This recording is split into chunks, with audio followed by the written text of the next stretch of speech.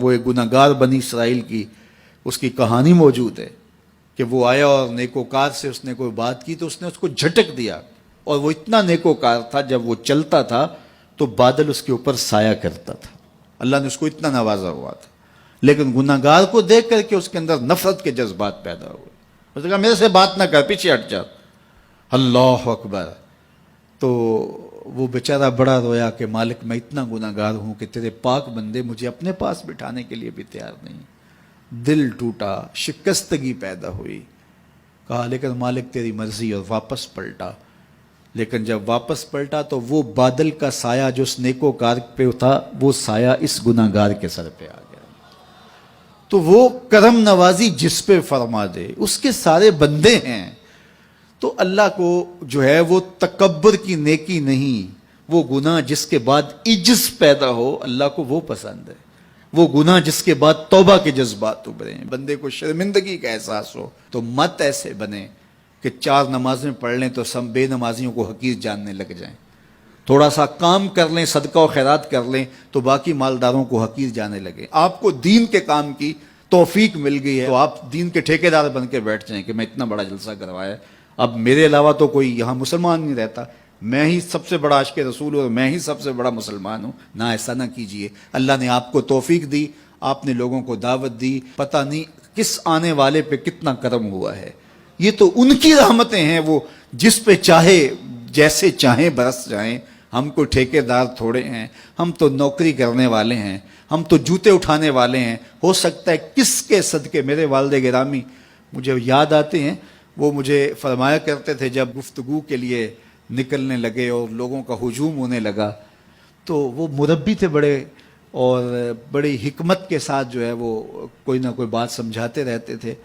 تو ایک دن فرمانے لگے کہ ایک خطیب تھا، بظاہر اچھا خطاب کرتا لیکن اندر سے کوئی اتنا اچھا نہیں تھا۔ تو جب وہ فوت ہو گیا تو وہ بخشا گیا تو اس نے اللہ سے کہا کہ میرے مالک میرا تو کوئی عمل ہی نہیں ہے کہ میری بخشش ہوگی اور میری مغفرت ہو گئی۔ تو فرمایا کہ ہاں ہم تجھے جانتے ہیں، لیکن ایک دن تو کہیں واز کر رہا تھا، میرا ایک بندہ بیٹھا تھا، اس کو پسند آ گیا، میں نے اس کے صدقے تیری مغفرت فرما دی۔ اٹھ فریدا ستیا تے میلا ویکھن جا، اٹھ فریدا ستیا تے میلا ویکھن جا، وت کوئی بخشیا مل جاوے تے تو ہی بخشیا جا۔ تو پتہ نہیں کس کے صدقے سے اللہ رحمتوں کا نزول فرماتا ہے۔ بے عمل کو دیکھ کر کے اس سے نفرت نہیں ہے، نفرت تو گناہ سے ہے، گناہگار سے نہیں ہے، لیکن کوشش کی جائے کہ یہ عمل بد چھوڑ دے۔ اللہ اکبر۔ ایک جنازہ گزرا اور وہ جنازہ کسی غیر مسلم کا تھا تو چشمان رحمت میں آنسو آ گئے۔ تو صحابہ نے پوچھا کہ حضور یہ یہودی ہے یا عیسائی ہے، کوئی اس کا جو مذہب تھا وہ بتایا۔ تو فرمایا کہ مجھے اس بات پہ افسوس آیا کہ یہ اسلام نہیں لا سکا اور کفر کی حالت میں مر گیا، تو اگر یہ اسلام لاتا اور جو ہے وہ جنت کی راہوں کا مسافر ہوتا تو کتنا اچھا۔ یہ اس کے ساتھ بھی ہمدردی ہے۔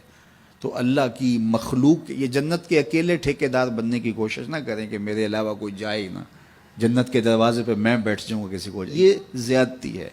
میرے تو اعلیٰ حضرت نے یہ کہا تھا، ایک میرا ہی رحمت پہ دعویٰ نہیں، شاہ کی ساری امت پہ لاکھوں سلام۔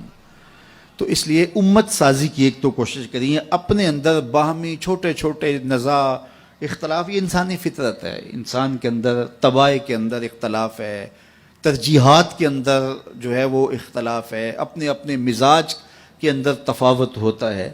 تو ایسا نہ ہو کہ چھوٹی چھوٹی باتوں سے آپ جو ہے وہ امت کو پھاڑ چیر کے رکھ دیں، نہیں، بلکہ امت کا جو تصور ہے اس کو قائم رہنا چاہیے۔ تو گناہ کے بعد جب انسان کے اندر ندامت کا اظہار ہوتا ہے، وہ جو آنسو ٹپکتے ہیں، بندہ اپنے آپ کو چھوٹا سمجھتا ہے، میں اتنا گناہگار، میں پاپی، میں مجرم، میں میلا اتھرو، جب وہ اپنے آپ کو دیکھتا ہے کہ میں اتنا برا شخص ہوں تو پھر اللہ کی رحمتیں اس کے اوپر متوجہ ہوتی ہیں۔ تو اس کو پسند ہے کہ جب بندے اس کے حضور عاجزی کرتے ہیں، اس کے حضور معافی مانگتے ہیں، تو مت کسی کو حقیر جاننا کہ یہ گناہگار ہے، نہ جانے اس کا انجام کیا ہو۔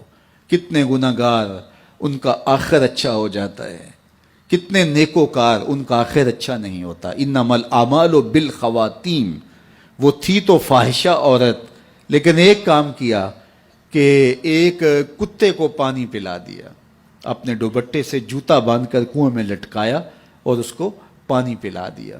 حدیث پاک میں آتا ہے اللہ اس کے صدقے سے اس کی خطائیں معاف فرما دی۔ اور ایک نے بلی کو مار دیا خاتون کو، اور وہ جہنم کی آگ میں جلنے لگی۔ اس لیے کون کس کا انجام کیا ہوتا ہے؟ ہمارے بزرگ فرماتے ہیں کہ بچے سے پیار کرو کہ اس کے گناہ کم ہیں، اور بڑے سے پیار کرو اس کی نیکیاں زیادہ ہیں، اس کی نیکیاں زیادہ ہیں۔ چھوٹے سے اس لیے پیار کہ اس کے گناہ کم ہوں گے، اور بڑے سے اس لیے پیار کہ اس کی نیکیاں زیادہ ہوں گی۔ اور اسی طرح جو ہے وہ خیال کرو کہ ہو سکتا ہے اس کا انجام بخیر ہو جائے اور اس کا آخر کتنا خوبصورت ہو، تو مت کسی کو حقیر جانیے گا۔ ایک میرا ہی رحمت پہ دعویٰ نہیں، شاہ کی ساری امت پہ لاکھوں سلام۔ تو حضور کی امت سے پیار کرو، مخلوق خدا کو جوڑنے کی کوشش کرو۔ اور آقا کریم علیہ الصلوۃ والسلام نے یہ جو امت کا تصور دیا اور کہاں کہاں سے لا کے کہاں کہاں کے افراد کو ایک گروہ میں، ایک جماعت میں اور ایک امت کے اندر پرویا، ایک لڑی کے اندر پرویا، اس امت کو امت ہی رہنے دیا جائے۔ اللہ مجھے آپ کو اپنی پناہوں کا حصار عطا کرے۔